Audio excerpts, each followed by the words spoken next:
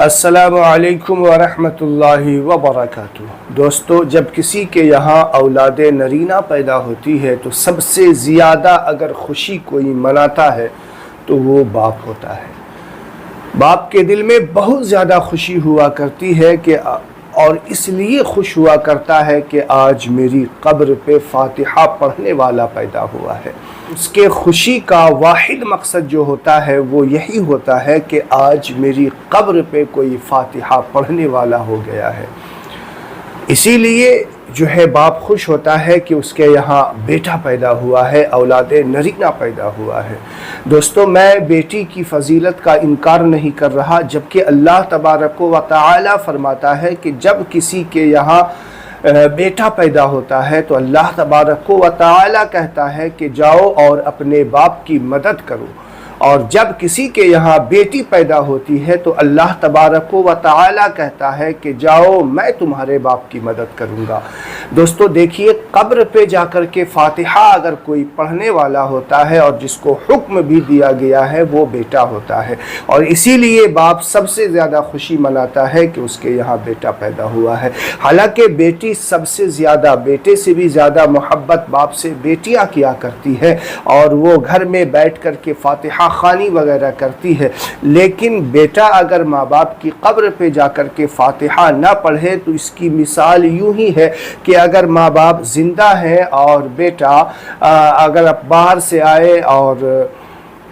ان سے کوئی بات چیت نہیں، کوئی سلام دعا نہیں، اور سیدھا اپنے کمرے میں جا کر کے بیٹھ جائے، اپنے بچوں سے، اپنی بیوی کے پاس جو ہے بات چیت کرنے لگے اور وہ یوں ہی بیٹھا انتظار کرتا رہے۔ صبح گھر سے جا رہا ہے تو کوئی سلام دعا نہیں، کوئی کلام نہیں، اور سیدھا چلا گیا، اور ماں باپ انتظار میں ہے کہ میرا بیٹا آئے گا، مجھ سے باتیں کرے گا، وہ یہ چاہتا ہے کہ اس سے باتیں کی جائے، لیکن وہ ان کے پاس فرصت نہیں، وہ جاتا ہے۔ اگر ماں باپ کبھی بیمار بھی ہو جائے تو وہ اپنے پوتے پوتیوں کے ذریعہ خبر دیتا ہے کہ جاؤ اپنے باپ سے کہہ دو کہ میں بیمار ہوں، مجھے بخار ہو گیا ہے، یہ دوائی چاہیے، اور وہ بچہ جو ہے جاتا ہے، دوائی لا کر کے اپنے بچے کو دے دیتا ہے کہ جاؤ دادا سے کہہ دینا، دادی سے کہہ دینا کہ یہ اس وقت کھا لینا ہے۔ تو آپ سوچو کہ وہ اولاد کس کام کی ہے کہ جو ماں باپ کی خوشی کا باعث نہ بنے، جو ماں باپ سے بڑھاپے کی حالت میں بات نہ کرے، کلام نہ کرے، ان کا سہارا نہ بنے۔ اسی طریقے سے والدین کا اگر انتقال ہو جاتا ہے اور اس کی اولاد کم سے کم جمعہ کے روز بھی اس کی قبر پر نہ جائے تو ماں باپ کے دل پہ کتنا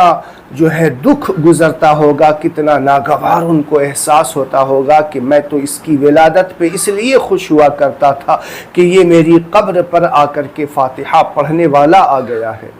تو دوستو، ہفتے میں نہیں تو کم سے کم ایک بار جمعہ کے روز اپنے والدین کی قبر پہ ضرور جایا کرو اور فاتحہ خوانی وغیرہ پڑھا کرو۔ تو آئیے آج کے اس ویڈیو میں آپ کو جمعہ کے روز والدین کی قبر پہ فاتحہ پڑھنے کا ایک بہترین طریقہ، ایک بہترین نسخہ بتانے والا ہوں کہ آپ اس طریقے سے اگر آپ جا کر کے فاتحہ خوانی کریں گے تو انشاءاللہ بہت زیادہ ثواب بھی ان کو ہوگا اور ان کے دل میں زیادہ خوشی بھی ہوگی۔ تو آئیے ویڈیو کو پورا دیکھیے گا، اور میرے چینل کو ابھی تک سبسکرائب نہیں کیا ہے تو میرے چینل کو ضرور سبسکرائب کیجئے گا، اس ویڈیو کو زیادہ سے زیادہ لوگوں تک شیئر بھی کیجئے گا۔ دوستو، آپ جمعہ کی نماز پڑھنے کے بعد سیدھا قبرستان جائیں، قبرستان میں داخل ہونے کے بعد السلام علیکم یا اہل القبور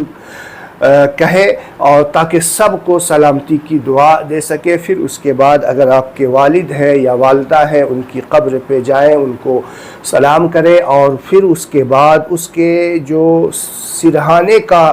حصہ ہوتا ہے، جو داہنے سائیڈ کا، یعنی آپ اس انداز میں کھڑے ہو جائیں کہ آپ کی پیٹھ جو ہے قبلہ کی سمت ہو، آپ کا چہرہ قبلہ کی طرف نہیں، آپ کی پیٹھ قبلہ کی طرف ہو، اور آپ کا چہرہ جو ہے آپ کے والد کے چہرے کے سامنے، کیونکہ ان کا چہرہ جو ہے قبلہ کی طرف گھمایا ہوا ہوتا ہے، تو بالکل آپ کا چہرہ ان کے چہرے کی طرف ہو، آپ وہاں پہ کھڑے ہیں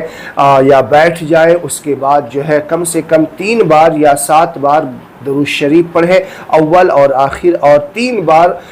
کم سے کم 3 بار یا کم سے کم 1 بار جو ہے سورہ یاسین پڑھے، اور 1 بار کم سے کم سورہ ملک کی تلاوت کرے، پھر اس کے بعد 3 یا 7 مرتبہ درود شریف پڑھیں، اور پھر اس کے بعد دعا کیا کرے۔ دوستو جب اس طریقے سے آپ کھڑے ہوں گے سامنے تو اس کا چہرہ اور آپ کا چہرہ بالکل سامنے ہوگا، اور وہ آپ کو دیکھ کر کے خوشی محسوس کرے گا اور وہ گرو محسوس کرے گا کہ دیکھو میں نے جو اولاد اس دنیا میں چھوڑ کے آیا ہوں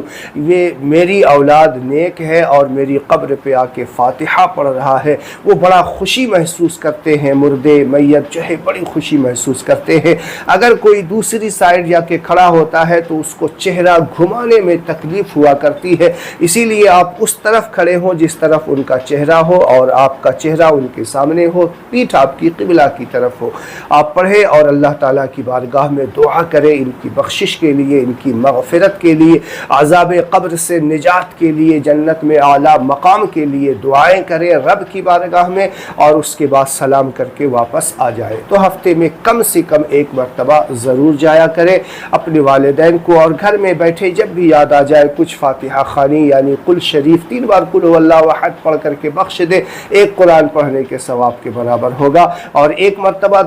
سورہ یاسین اگر پڑھ کر کے کسی وقت صبح یا شام پڑھ دیا اور ان کے نام ایصال ثواب کر دیا تو 1 مرتبہ سورہ یاسین پڑھ کر کے بخشنے کا ثواب جو ہے 10 قرآن پڑھنے کے برابر ثواب ہوا کرتا ہے۔ تو امید ہے آپ کو بات سمجھ میں آ گئی ہوگی، تو اس ویڈیو کو زیادہ سے زیادہ لوگوں تک شیئر کیجئے۔ السلام علیکم ورحمۃ اللہ وبرکاتہ۔